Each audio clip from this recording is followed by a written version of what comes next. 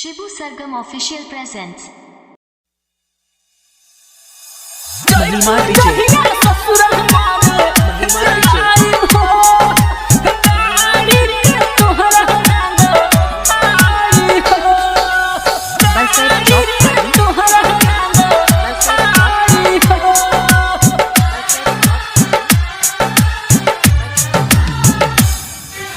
दिल से हमारा के तू दूर कर देहलू, हाँ जाए खातिर जान मजबूर कर देहलू, मजबूर कर देहलू। हाँ दिल से हमारा के तू दूर कर देहलू,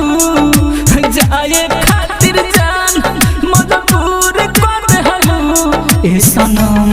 दिल गम रोवलू न जाला, जइबू जहिया ससुर हमरे जाइब हो, गाड़ी के तोहरा याद आई हो, उठी जहिया डोली मोरे जाइब हो, गाड़ी के तोहरा याद आई हो।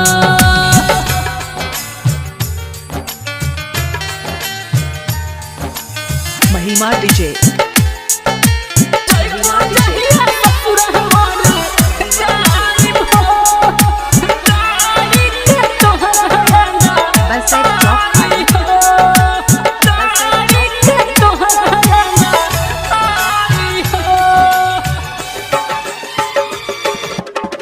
वादा नानी भइलू,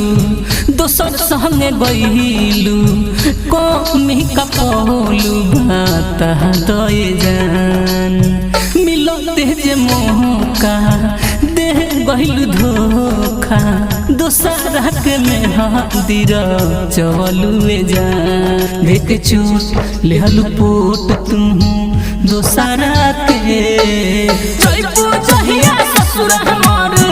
जाइब हो, गाड़ी के तोहरा याद आई हो, उठी जहिया डोली मोरे जाइब हो, गाड़ी के तोहरा याद आई हो।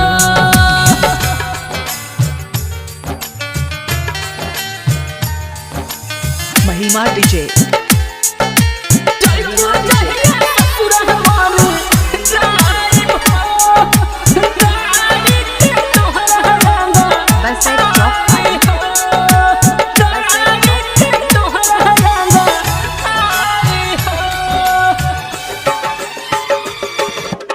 शिबू सहर गम के देखे गहिलू गम के, आदत धरा देहलू पिए के रम के,